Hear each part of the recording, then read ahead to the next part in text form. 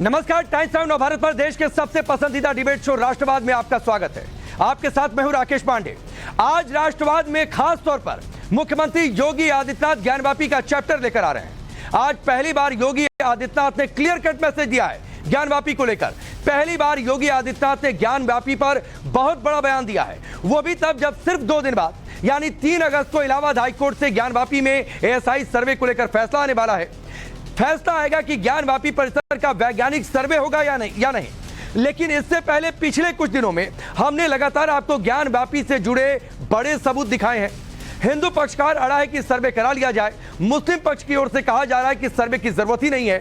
ऐसे में यूपी के मुख्यमंत्री और बीजेपी के फायर ब्रांड नेता योगी आदित्यनाथ ने कह दिया है कि ज्ञानवापी में त्रिशूल मिला। इसका क्या मतलब है?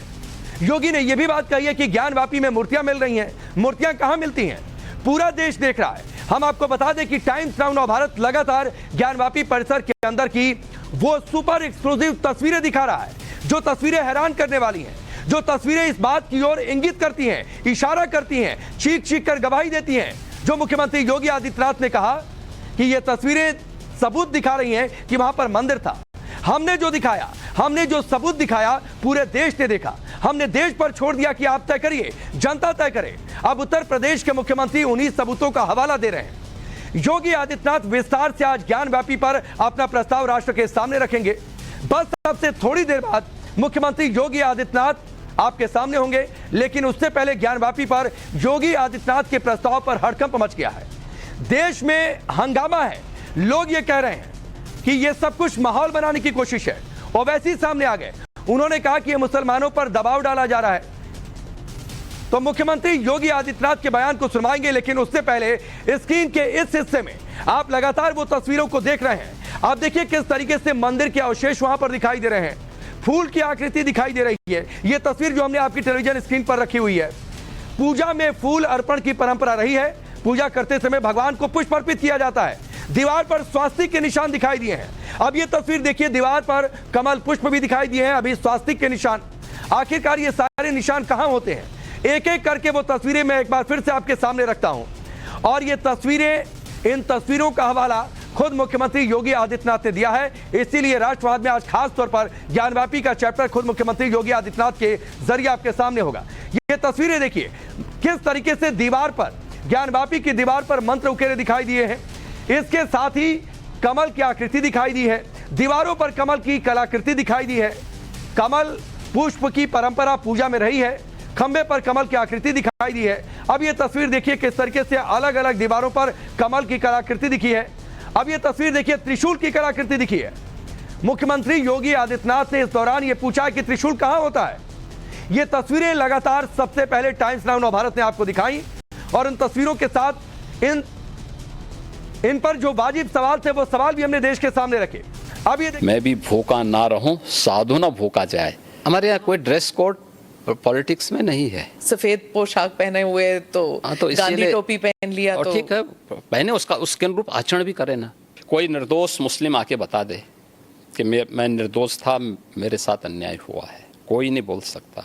अगर किसी ने सरकारी संपत्ति पे कब्जा किया है तो उसके लिए क्या करूं? आरती लेके जाऊं, थाली सजाऊं उनकी? अगर हम उसको मस्जिद कहेंगे तो फिर विवाद होगा।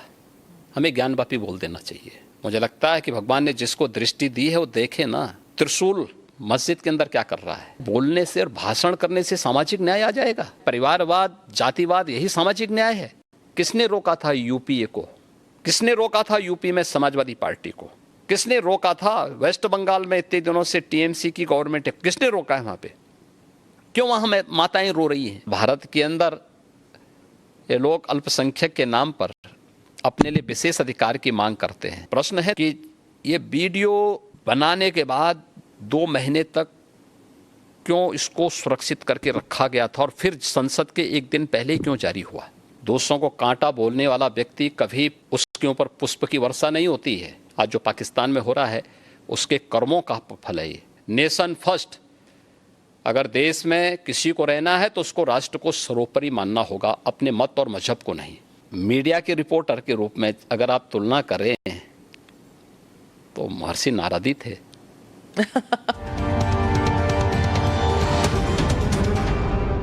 Namaste, Jai Hind. Welcome to another edition of ANI Podcast with Smita Prakash.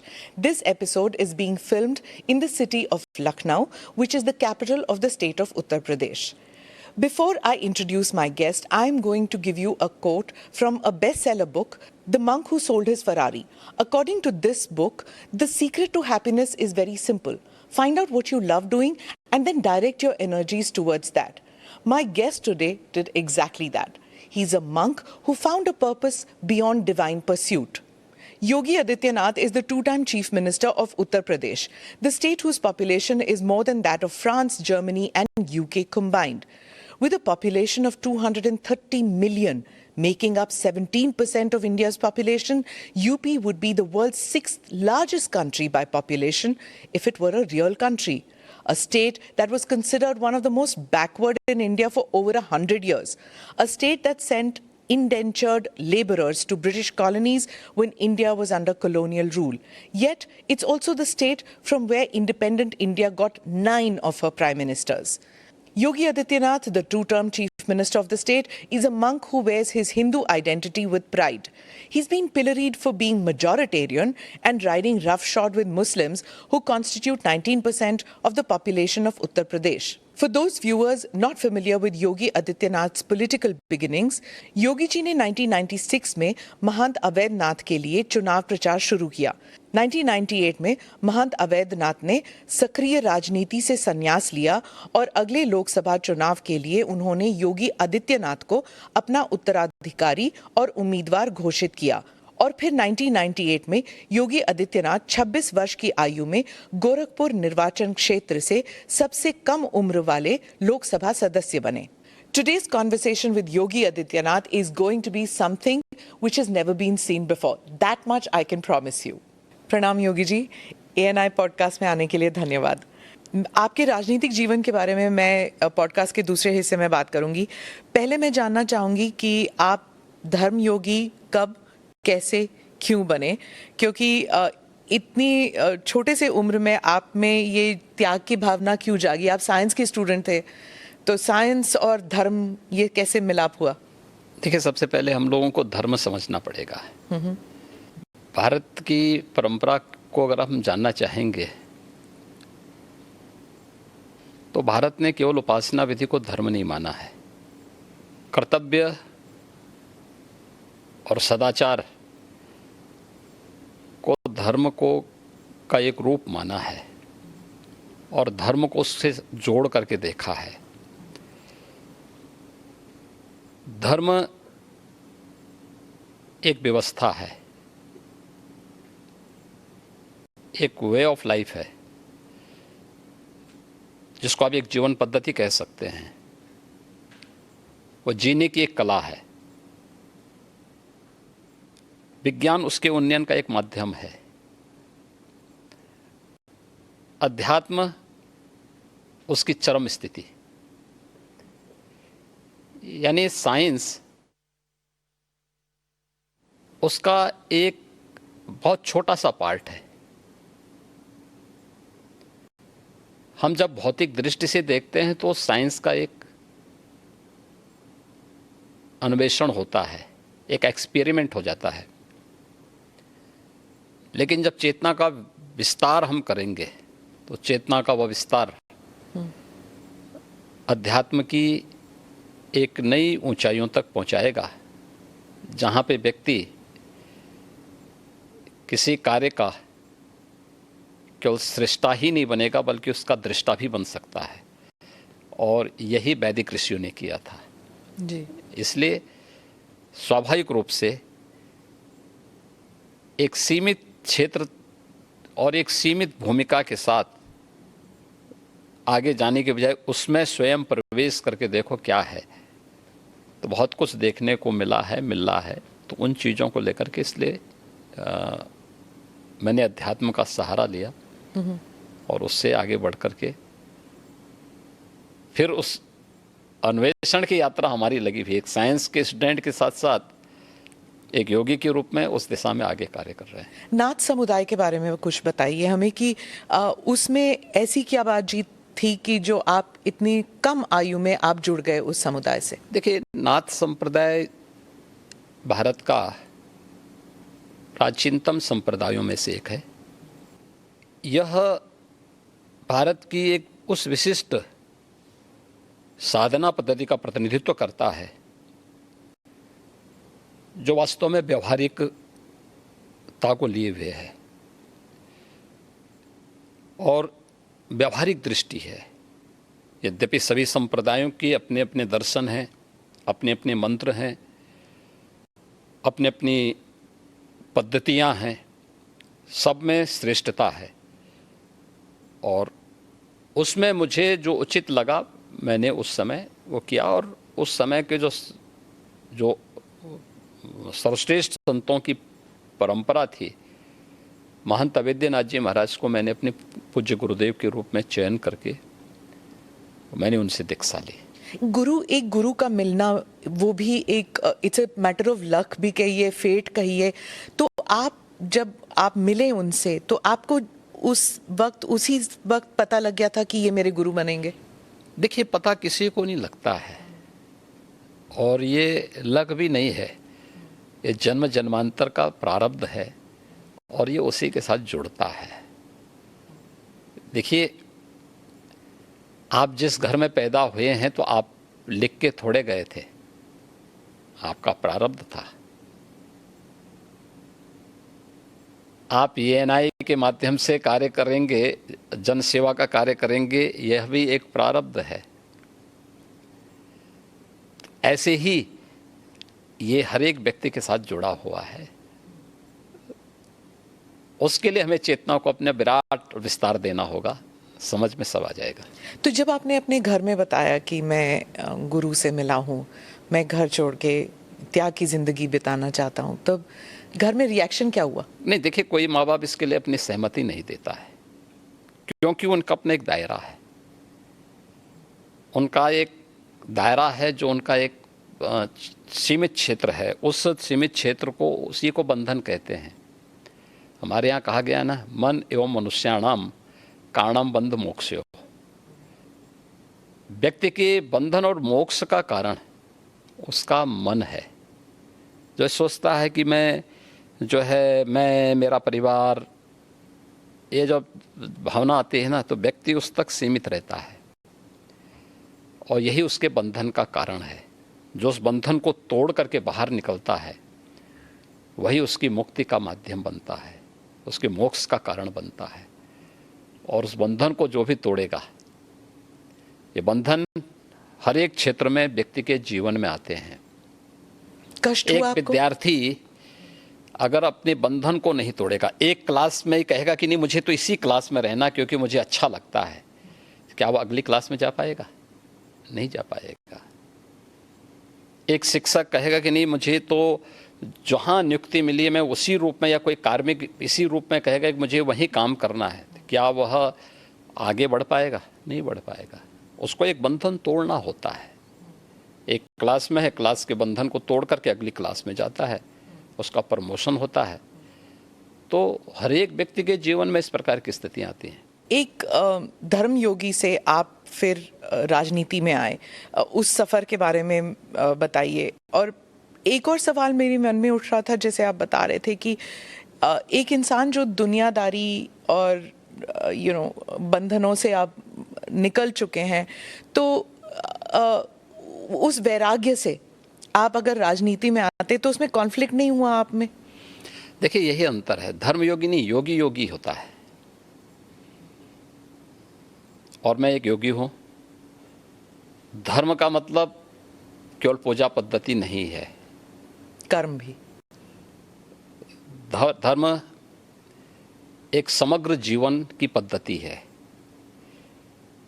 धर्म कर्तव्य के पथ की प्रेरणा देने वाला, उस पथ का की ओर अग्रसर करने वाला, आग्रही बनाने वाला एक मार्गदर्शक है। हम उसको केवल पूजा पद्धति तक सीमित नहीं कर सकते। एक योगी के रूप में एक परिवार के बंधन को तोड़ करके समाज के इस विराटता के साथ अपना जुड़ाव हुआ है। इसलिए उस विराटता के साथ जोड़ करके अपने आप को कार्य करना। दूसरा, एक योगी का मतलब ये नहीं कि वह केवल अपने स्वयं की मोक्ष प्राप्त करने के लिए, आध्यात्मिक लाभ के लिए वह अपने आप को सीमित कर ले। अगर समाज के सामने चैलेंज है, कोई चुनौती है, तो उस चुनौती से जूझने के लिए भी अपने आप को तैयार करें। याद रखना, साधना की जो सबसे पहली पद्धति आती है उसमें सेवा है। भक्ति के मार्ग का भी जो नवधा भक्ति की व्यवस्था की गई है भारत की संतों ऋषियों ने, उसमें पहला मार्ग सेवा है। कोई भी साधक सन्यासी या योगी बनता है तो उसके लिए सेवा के मार्ग का अनुसरण करके ही आगे की दीक्षा का मार्ग प्रशस्त हो पाता है। हम लोग भी जब एक योगी के रूप में सार्वजनिक जीवन में आए तो सार्वजनिक जीवन में किसी पद या प्रतिष्ठा के लिए नहीं, बल्कि इस कार्य के लिए आए कि नहीं, यह एक सेवा का माध्यम है और हम समाज के अंतिम पायदान पर बैठे हुए व्यक्ति की सेवा इस पद पर रह करके अंत्योदय कर सकते हैं, और उसी लक्ष्य को लेकर के व्यक्ति कार्य करता है। जी, मैं फिर से उसी बात पे आऊंगी। जब आप घर छोड़ के निकले थे, अभी हाल ही में हमने देखा एक फ़ोटो आपने ट्वीट किया था और वो वायरल भी हो गया था, जब आप अपने माता से मिलने गए थे। तो उस वक्त आपको कैसा लगा जब आप गए थे? देखिए, मैं कई वर्षों के बाद गया था। जी, मेरे पिताजी का जो है देहांत 2020 में हो गया था। मैं उससे पहले उनसे या उस अपने परिवार के लोगों से कई वर्षों से नहीं मिल पाया था। संयोग से कोरोना कालखंड प्रारंभ हो चुका था, लॉकडाउन प्रारंभ हो चुका था, तो उनके अंतिम संस्कार कार्यक्रम में मैं भाग नहीं ले पाया था। आपके पिताजी के? हाँ। तो मुझे जब गत वर्ष अवसर मिला था तो मैं अपनी माँ से मिलने के लिए जरूर गया था। तो स्वाभाविक रूप से एक माँ और पुत्र के बीच में जो संवाद होने चाहिए वही संवाद वहाँ पे हुआ। आप उनके अंतिम संस्कार के लिए नहीं जा पाए, पर जब वो आपसे मिलने आते थे, आप उस वक्त चीफ मिनिस्टर थे, तो वो एक आम नागरिक की तरह आते थे, सीएम के पिता के रूप में नहीं आते थे? नहीं, यहाँ वो कभी नहीं आए। वो मुझसे मिलने के लिए, मेरी एक बार उनसे मुलाकात हुई थी नजीमाबाद में, और नजीमाबाद में मैं एक चीनी मिल के उद्घाटन में गया था। तो भाषण करते हुए मैंने देखा सामने जो है कोई बैठा है, तो मैं पहचान गया उनको। मैंने कहा ये तो मेरे पिताजी हैं लगता है। वो सभा के बीच में बैठे हुए थे। तो फिर मैंने सभा समाप्त होने के बाद अपने साथ के कुछ लोगों से कहा, मैंने कहा देखो यार वो आए हैं तो उनको बुलाओ, थोड़ा मुलाकात करते हैं। तो तब मेरी मुलाकात हुई थी। जी, आपकी छोटी बहन जो है, उन्होंने एक इंटरव्यू में कहा था कि 30 साल उन्होंने आपको राखी नहीं बांधी। 2022 में एक इंटरव्यू में उन्होंने कहा कि कई वर्ष पहले जब उन्हें पता लगा कि आप घर छोड़ के आप योगी बनने के लिए निकले हैं, तो उन्होंने कहा कि वो भिक्षा मांगने वाले संतों में आपको ढूंढ रही थी और मिले नहीं आप उन्हें। बहुत मुश्किल हुआ होगा ना उन्हें? देखिए, इस सबके जीवन में आता है, लेकिन मुझे लगता है कि इन चीज़ों को हमें जो है केवल अपने स्वयं के स्मरण के लिए रखना चाहिए, और स्वाभाविक रूप से सबके जीवन में आता है। कई वर्षों के बाद जो है इस चीज़ें चलती रहती हैं। मुझे लगता है यही जीवन है। मैं एक इंटरव्यू का एक्सर्प्ट पढ़ना चाहती हूँ सर, क्योंकि ये हिंदी अखबार में छपा था और हमारे कई दर्शक हैं जो इंडिया से बाहर रहते हैं, वो शायद उन्होंने पढ़ा नहीं होगा।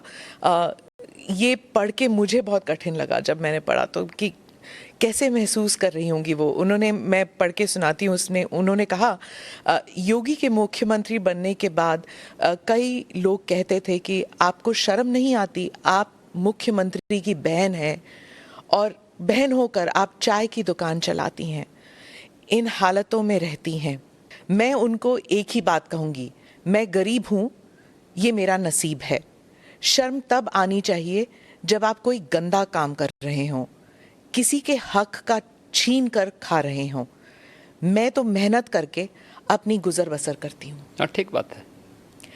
मैं इसलिए पूछ रही हूँ सर क्योंकि आमतौर पर लोग समझते हैं ना कि चीफ मिनिस्टर हो या फिर सांसद हो, विधायक हो, इनके इर्द गिर्द लोग जो हैं इतने धनी हो जाते हैं और फिर सार्वजनिक जीवन में इसलिए आते हैं कि जो धन कमा चुके हैं उसे प्रोटेक्शन के लिए। और एक ये इंटरव्यू है आपकी बहन का। देखिए, व्यक्ति को कभी भी धन और वैभव संतुष्टि नहीं दे सकती है, और मुझे लगता है कि सबसे बड़ा योगी वह है जो स्वयं की मेहनत से संतुष्ट है, स्वयं के परिश्रम से संतुष्ट है। दूसरों की मेहनत से कुछ प्राप्त करना और फिर उसको छीन लेना, ये तो डकैती है। उसके अलग अलग रूप देख सकते हैं आप समाज में, और मुझे लगता है सबसे निंदनीय कर्म यही है।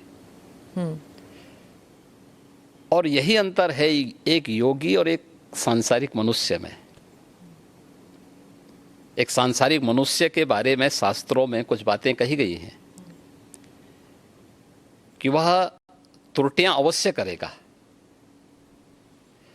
हमेशा भ्रमित होगा। तीसरा, वह हमेशा उसके मन में दूसरों को धोखा देने की प्रवृत्ति होगी। और चौथी बात उनके लिए जो कही गई है, वह कही गई है कि वह अपनी सीमित दृष्टि से भविष्य का अनुमान नहीं लगा पाएगा। जी, उसको कॉपी करने लग गए हैं। मुझे एक बात एक जगह आप बुलडोजर बाबा हैं तो वहाँ बुलडोजर मामा भी आ गए हैं। मुझे एक बात बताइए, इतने बड़े प्रदेश में इंफ्रास्ट्रक्चर का डेवलपमेंट होना चाहिए कि नहीं होना चाहिए? जी। और क्या इंफ्रास्ट्रक्चर के लिए क्या आज भी हम कुदाल और फावड़ा लेकर के जाएंगे कि हमें उसके लिए बुलडोजर और आधुनिक मशीनें चाहिए?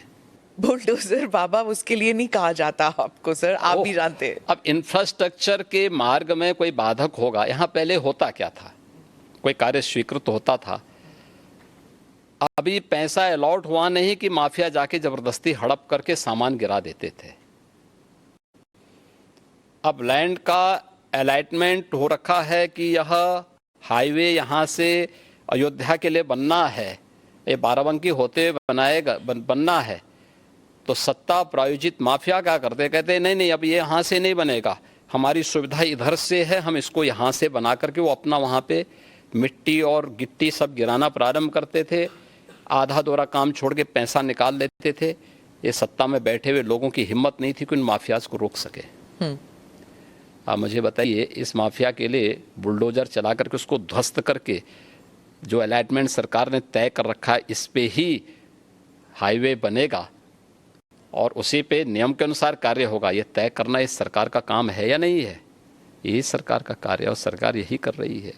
पर जैसे आपके प्रदेश में 19% मुसलमान पॉपुलेशन है और कई लोग कहते हैं, उस समुदाय के लोग कहते हैं कि आप वो बुलडोजर को उनके घरों को तोड़ने में इस्तेमाल करते हैं। किसी कोई निर्दोष मुस्लिम आके बता दे कि मैं निर्दोष था, मेरे साथ अन्याय हुआ है,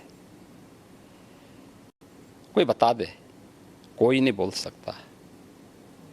और फिर न्यायपालिका तो सबके लिए खुली है ना। पर जैसे अगर किसी ने कानून तोड़ा है, जैसे ये माफिया के लोग हैं, पर उनका घर तोड़ना क्यों जरूरी पड़ गया? नहीं, अगर किसी ने सरकारी संपत्ति पे कब्जा किया है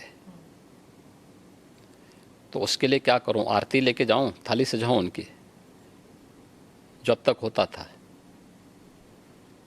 उत्तर प्रदेश की जनता क्या चाहती है?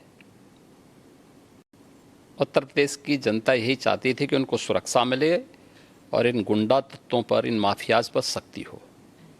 बीजेपी को प्राप्त जनादेश इस शक्ति की ओर लगातार इशारा करती है, आम पब्लिक के सेंटिमेंट को इसके साथ जोड़ती है।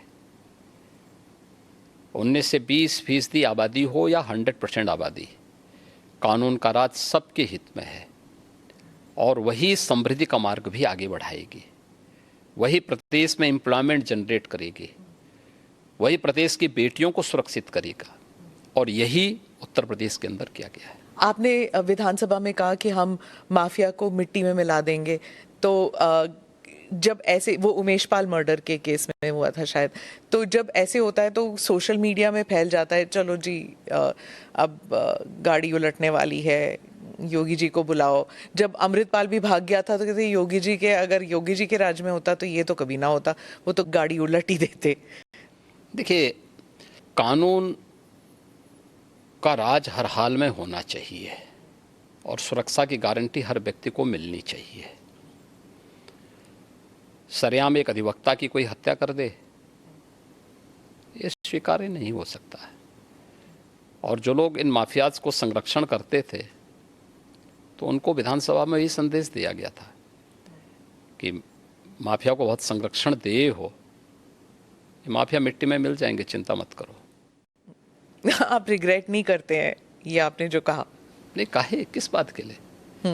कुछ भी गलत नहीं था।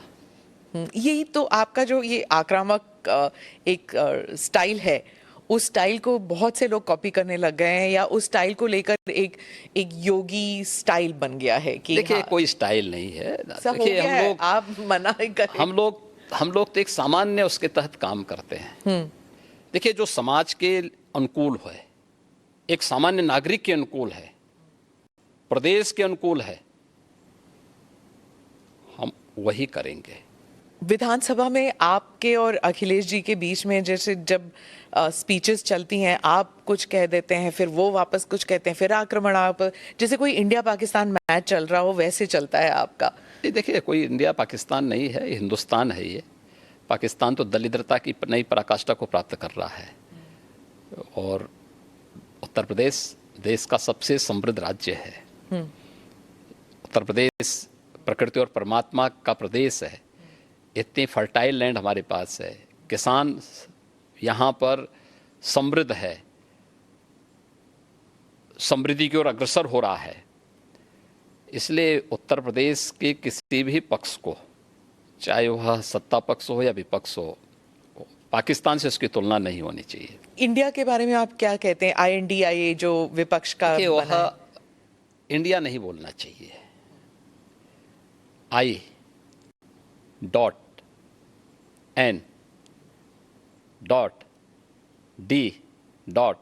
हर एक उसमें डॉट डॉट डॉट लग गया उसका,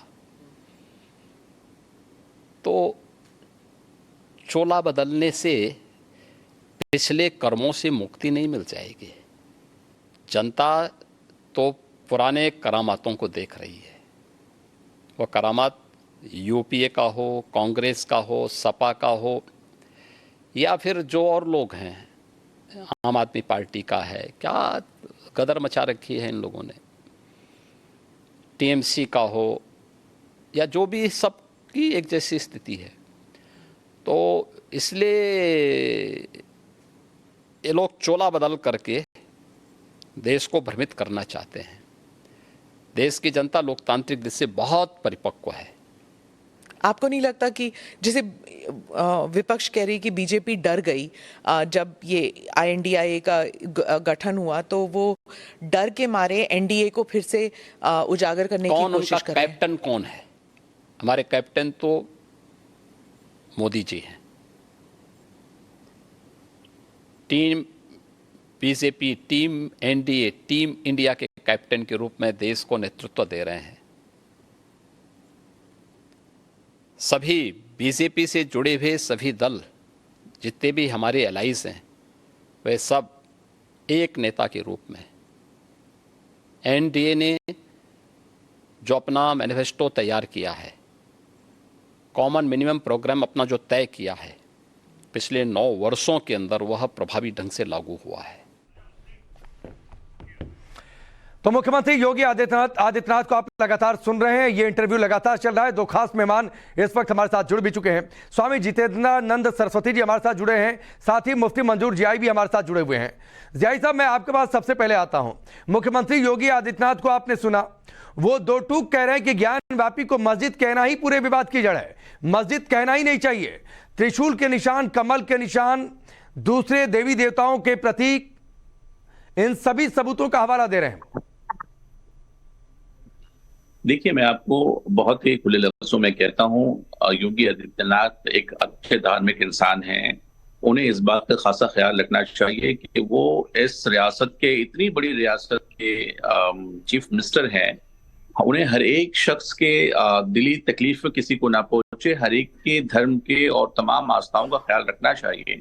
और इस बात को जब प्रोटेक्ट करता है 1991 का एक्ट, तो इस बात का भी खासा ख्याल रखा जाना चाहिए कि क्या था क्या नहीं था। अगर अल्लाह ना करे ऐसी कोई बात सामने दिख रही है तो कानून जो हिंदुस्तान के अंदर में उस पर अमल करना चाहिए। और हर एक धर्म जो स्थल है और जितने भी मस्जिदें हैं, मंदिर हैं, गुरुद्वारे हैं, चर्च हैं, हर एक का सम्मान करते हुए उसकी आस्थाओं का ख्याल रखा जाना चाहिए। और किसी भी समुदाय के, किसी के दिलों को भी तकलीफ जरा भी नहीं पहुंचनी चाहिए। नहीं जियाई साहब, जो भी होगा कोर्ट के ही फैसले से होगा। कोर्ट में मामला है, लेकिन दो बातें हैं। एक तो मुस्लिम पक्ष लगातार विरोध कर रहा है कि जांच ही ना हो, सही क्या है नहीं है ये सच्चाई सामने ना आए। क्या त्रिशूल के निशान दिखाई देना गलत बात है? क्या हिंदू देवी देवताओं के प्रतीक मिलना गलत बात है? क्या ये किसी मस्जिद में होते हैं?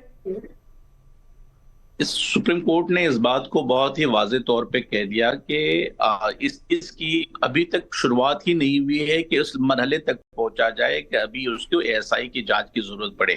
तो ऐसी सूरत हाल में नहीं, अभी कोर्ट ने ऐसा नहीं कहा है। सुप्रीम कोर्ट ने इलाहाबाद हाईकोर्ट को दिया। इलाहाबाद हाईकोर्ट 3 तारीख को 2 दिन बाद फैसला सुनाएगा। सुप्रीम कोर्ट ने मामला हाईकोर्ट में भेज दिया, तो ये मत कहिए कि सुप्रीम कोर्ट ने कह दिया। सुप्रीम कोर्ट ने कहा और हाई कोर्ट ने स्टे, अगर नहीं स्टे क्यों दिया फिर? आप नहीं, स्टे का मतलब फैसला नहीं होता है जियाई साहब। स्टे का मतलब फैसला नहीं होता। आप समझिए इस बात को। आप अभी इस मकाम पर क्यों पहुंच जा रहे हैं कि पहले इस चीज को इजाजत दे दी जाए कि ऐसा ही उसकी खुदाई, क्योंकि सच्चाई पता चलेगी।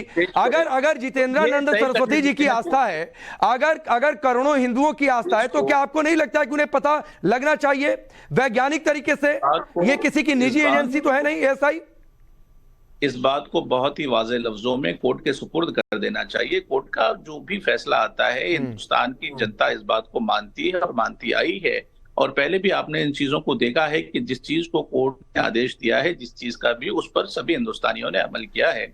और जब ये 1990 वक्त का जो 91 का जो एक्ट है, इस चीज को जब दिफा कर रहा है उस चीज का, तो उसे करने दीजिए। जियाई साहब, वो भी कोर्ट देखेगा। मैं जाता हूं जितेंद्रानंद सरस्वती जी के बाद, वो भी कोर्ट देखेगा कि वर्शिप एक्ट लागू होता है नहीं होता है, क्या परिस्थितियां हैं, ये सब कुछ कोर्ट तय करेगा। लेकिन स्वामी जितेंद्रानंद सरस्वती जी, जियाई साहब अभी नहीं बता पाए कि किस मस्जिद में त्रिशूल के निशान होते हैं, कहां कमल पुष्प के निशान होते हैं, कहां स्वास्तिक के निशान होते हैं, किस मस्जिद या उसके परिसर में कहीं हिंदू देवी देवताओं के प्रतीक के निशान मिल जाते हैं। स्वाभाविक है, न्यायालय की बात छुपने के लिए करना। स्पेशल प्रोविजन वर्शिप एक्ट 1991 सीधे सीधे कोर्ट ने, जिला कोर्ट ने सुनवाई के समय ही कह दिया कि इस केस में नहीं लागू होता है, मथुरा के केस में नहीं लागू होता है। ये बात मैं नहीं कर रहा हूँ, कोर्ट ने कही है। हाई कोर्ट ने भी कहा अगर इसमें लागू हो रहा होता तो हाई कोर्ट ने स्टे, और दूसरे की हाई कोर्ट को वायलेट करके सीधे सुप्रीम कोर्ट क्यों गए जिला कोर्ट के फैसले के खिलाफ? तो कहीं न कहीं दाल में कुछ काला था। अगर हाई कोर्ट ने इनको वायलेट किया होता, इनको सुना नहीं होता, तो ये न्यायालय की आड़ में बचने की बार बार कोशिश। जहां तक ज्ञान वापी प्रश्न है, ज्ञान और वापी ये दोनों संस्कृत के शब्द हैं। उर्दू, अरबी, फारसी तीनों की तहजीब में शब्द प्रयोग नहीं है, भाषा में शब्द है ही नहीं। जिस प्रकार तलाक और डाइवोर्स, अंग्रेजी का डाइवोर्स और उर्दू का तलाक हिंदू समाज में इसके समानार्थी कोई शब्द नहीं है, उसी प्रकार ज्ञानवापी के समानार्थी और ज्ञानवापी शब्द ये सिर्फ और सिर्फ शास्त्रों का है। काशी में 6 कूपों का जिक्र है, जिस 6 कूप में से एक कूप है ज्ञानवापी कूप। तो ज्ञानवापी मस्जिद कैसे हो सकती है? और ज्ञानवापी को मस्जिद बताना, और 1936 के भी मुकदमे में हाई कोर्ट में केस चला था, तो इन लोगों ने स्वतः स्वीकार किया था कि हाँ, औरंगजेब के आदेश पर बनारस में विश्वेश्वर महादेव के 8 मंदिर तोड़े गए सिर्फ इस ज्ञानवापी। ठीक है, ये बड़ी बात आप स्वामी जी कह रहे हैं, इस पर यही साहब मैं आपका जवाब लूंगा, आप हमारे साथ बने रहेंगे। लेकिन तो मुख्यमंत्री योगी आदित्यनाथ को आप सुन रहे हैं, दोनों मेहमान इस वक्त हमारे साथ लगातार बने हुए हैं, सीधे उनका रुख कर लेते हैं। जियाई साहब, जो बातें जितेंद्रानंद सरस्वती जी कह रहे थे, जो बातें मुख्यमंत्री योगी आदित्यनाथ लगातार कह रहे हैं ज्ञान वापी मामले को लेकर, उसका जवाब पहले।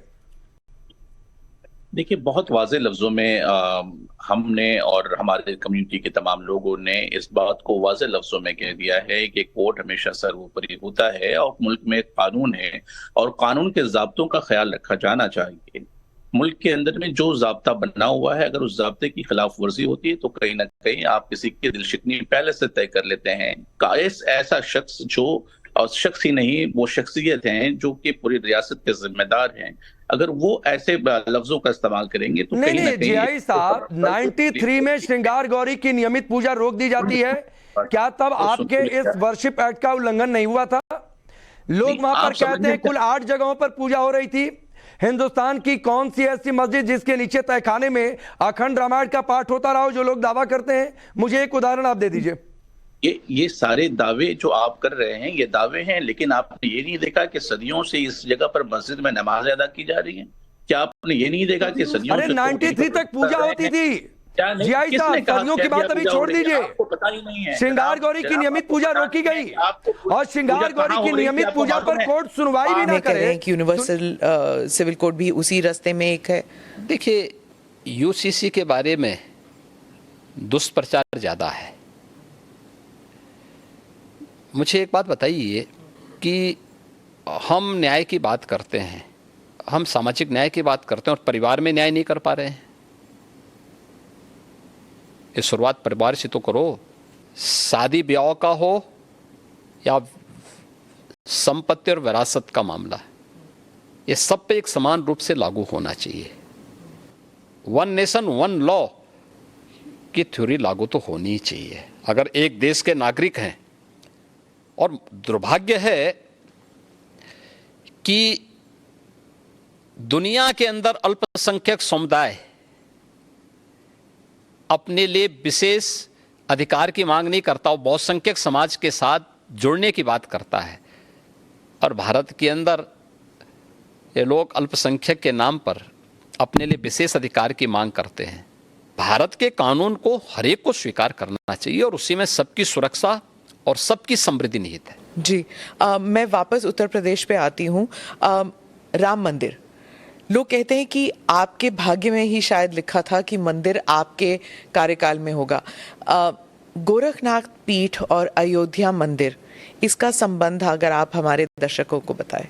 देखिए, प्रधानमंत्री मोदी जी ने आज़ादी के अमृत महोत्सव को जिस भव्यता और दिव्यता के साथ आयोजित किया है, देखिए जब ये देश 1947 में आज़ाद हुआ था, दुर्भाग्य से उसके एक दिन पहले देश का दुर्भाग्यपूर्ण विभाजन भी हुआ। बहुत सारे लोग देश की आज़ादी के जश्न में उस समय शामिल नहीं हो पाए होंगे, या उस समय के कोई चश्मदीद आज के दिन पे बताने की स्थिति में नहीं रहता है। बहुत कम लोग होंगे जिनको उस समय की घटनाओं के बारे में इस प्रकार की स्थिति जानकारी होगी। लेकिन हम सब कह सकते हैं, आज की हर पीढ़ी का हर नागरिक कह सकता है कि जब ये देश अपनी आज़ादी के 75 वर्ष पूरा किया था, तब हमने देश के जश्न के साथ सहभागिता की थी। हर घर पे तिरंगा पहना करके, हर ग्राम पंचायत और हर नगर निकाय कह सकता है कि साहब हम भी भागीदार बने थे, क्योंकि हमारे घर में अमृत महोत्सव हमारे गांव में बना हुआ है, हमारे नगर में बना हुआ है। यह कार्यक्रम सफलतापूर्वक संपन्न हुआ और आज़ादी के अमृत महोत्सव के मुख्य संबोधन में प्रधानमंत्री मोदी जी ने देशवासियों को कुछ बात कही थी, कुछ संकल्प दिलाए थे कि 2047 में अगर भारत को दुनिया की एक महाशक्ति के रूप में स्थापित करना, एक विकसित भारत की परिकल्पना को अगर साकार करना है, तो उन्होंने कुछ संकल्प दिलाए थे जो पंच प्रण के रूप में जाने जाते हैं। इस पंच प्रण में विरासत का सम्मान भी है, गुलामी के अंशों को सर्वथा समाप्त करना भी है और नागरिक कर्तव्य भी है। अयोध्या में श्री राम जन्मभूमि का मंदिर निर्माण का कार्य है, ये उसी विरासत का सम्मान है जो कार्य आज़ाद भारत में 1947 में होना चाहिए था। लेकिन दूरदर्शिता का अभाव, भारत की परंपरा और भारत की संस्कृति के प्रति दुराव स्पष्ट दिखाई देता है। अन्यथा यह विवाद 1947 में सुलझ सकता था, 1949 में सुलझ सकता था, इसके बाद भी सुलझ सकता था, कभी सुलझने नहीं दिया गया। आखिर यह आज कैसे सुलझ गया? कोई विवाद तो नहीं हुआ, बड़ी बड़ी दावे लोग करते थे, कुछ भी तो नहीं हुआ, शांति बनी हुई है उत्तर प्रदेश में तो। और ये मेरा सौभाग्य है कि जब एक और प्रधानमंत्री मोदी जी के नेतृत्व में, उनके मार्गदर्शन में अयोध्या में भगवान राम का भव्य मंदिर का निर्माण कार्य श्री राम जन्मभूमि तीर्थ क्षेत्र ट्रस्ट के द्वारा संपन्न किया जा रहा है, बनाया जा रहा है और देश भर से सहयोग मिल रहा है, तो स्वाभाविक रूप से एक मुख्यमंत्री के साथ साथ एक भगवान राम के एक भक्त के रूप में भी 3 पीढ़ियों का प्रतिनिधित्व करने का मुझे अवसर मिल रहा है। 3 पीढ़ी कैसे? मेरे पूज्य दादा गुरु जो थे महंत दिग्विजय नाथ जी, 1949 में उस अभियान के हिस्से थे जब रामलला का प्रकटीकरण हुआ था और उस समय की कांग्रेस की सरकार जबरदस्ती रामलला को राम जन्मभूमि से हटाना चाहती थी और फिर उसके बाद के आंदोलन का पूरा जो भी उस समय सपोर्ट था वह गोरक्षपीठ से उपलब्ध कराया गया था। उस समय जो केस दायर हुए थे उन सभी चीज़ों की उपलब्धता वहाँ से हुई थी। 1983-84 में जब श्री राम जन्मभूमि मुक्ति यज्ञ समिति बनी थी, राम जन्मभूमि मुक्ति के लिए, तो उसका नेतृत्व मेरे पूज्य गुरुदेव महंत विद्यानाथ जी महाराज ने किया। उस पूरे आंदोलन का नेतृत्व राष्ट्रीय स्वयंसेवक संघ और विश्व हिंदू परिषद के नेतृत्व में, मार्गदर्शन में, पूज्य संतों के मार्गदर्शन में उसका नेतृत्व उन्होंने किया। और जब राम जन्मभूमि में भव्य मंदिर निर्माण की आधारशिला प्रधानमंत्री मोदी जी के कर कमलों से रखी गई, तब प्रदेश का मुख्यमंत्री मैं स्वयं था, तो मेरे लिए तो ये बहुत ही गौरवपूर्ण क्षण था और स्वाभाविक रूप से एक आत्मिक संतुष्टि का भी माध्यम बना कि एक तरफ करोड़ों लोगों के जीवन में परिवर्तन लाने के लिए शासन की योजनाओं को उन तक पहुंचाने का आनंद भी मिलता है और दूसरी तरफ विरासत का सम्मान भी हम इस रूप में कर पा रहे हैं। ज्ञानवापी काशी विश्वनाथ मंदिर, आप पहले चीफ मिनिस्टर हैं जब जो अपने कार्यकाल में 100 बार आपने दर्शन किए हैं काशी विश्वनाथ मंदिर। क्या ज्ञानवापी मस्जिद को लेकर, मैं इसलिए पूछ रही हूँ जैसे क्योंकि आप गोरखनाथ पीठ के पीठाधीश के नाते भी पूछ रही हूँ, क्या इस प्रॉब्लम का कोई सोल्यूशन है? देखिए, अगर हम उसको मस्जिद कहेंगे तो फिर विवाद होगा, हमें ज्ञानवापी बोल देना चाहिए। वो ज्ञानवापी है और माननीय न्यायालय में गया है, माननीय न्यायालय स्वयं देख लें, अगर वहाँ साक्ष्य हैं, भौतिक साक्ष्य हैं, शास्त्रीय प्रमाण होंगे, अन्य पुरातात्विक प्रमाण भी होंगे, तो स्वाभाविक रूप से इस पे निर्णय होना चाहिए। और मैं अपील करूंगा मुस्लिम समाज से भी, देखिए हमें आज विकास के बारे में चर्चा करनी चाहिए। पाकिस्तान की दुर्गति और उसकी दलिद्रता और की छीना झपटी आप देख रहे होंगे, क्या दुर्गति प्राप्त कर रहे हैं। दूसरों को कांटा बोलने वाला व्यक्ति कभी उसके ऊपर पुष्प की वर्षा नहीं होती है, उन कांटों से ही उसको उसके शरीर भी छलनी छलनी होते हैं। आज जो पाकिस्तान में हो रहा है उसके कर्मों का फल है ये। आज जो भूखमरी का शिकार पाकिस्तान बना हुआ है, यह अपने कर्मों का फल भोग रहा है। इसलिए पुरानी गलतियों की पुनरावृत्ति न होने दें, बहुत शांतिपूर्ण तरीके से उपलब्ध साक्ष्य जो इस बात को प्रमाणित करते हैं। मुझे लगता है कि भगवान ने जिसको दृष्टि दी है वो देखे ना, त्रिशूल मस्जिद के अंदर क्या कर रहा है, हमने तो नहीं रखे ना, वहां तो सुरक्षा है, सेंट्रल फोर्सेज है, उनके मुतवल्ली हैं, ताला चाबी उनके पास रहती है, त्रिशूल कैसे वहां बने हुए हैं। ज्योतिर्लिंग हैं, देव प्रतिमाएं हैं, पूरी दीवारें चिल्ला चिल्ला के क्या कह रही हैं। और उसके बाद भी हम जानबूझ करके देखिए, एक होता है कि जन्म से दिखाई नहीं देता है, हम मान सकते हैं कि दिव्यांग है, जन्मांध है, दृष्टिबाधित है, एक जानबूझ करके ढोंग करे। जो दृष्टिबाधित है उसको दिशा दिखाई जा सकती है, लेकिन जो ढोंग कर रहा है उसको कोई दिखा नहीं सकता है। आप ढोंगी किसे कह रहे हैं? मैं इसीलिए कह रहा हूं ना, जो उन प्रमाणों को नकार रहा है, उन प्रमाणों के बाद भी ये कहता है कि नहीं साहब, तो जबरदस्ती वाली बात करते हैं। देखिए, आप इतिहास में तोड़ मरोड़ कर सकते हैं, लेकिन उन ऐतिहासिक साक्ष्यों के साथ नहीं जो वहां की दीवारें चिल्ला चिल्ला के कहती हैं, और उन ऐतिहासिक साक्ष्यों को भी देखने की आवश्यकता है।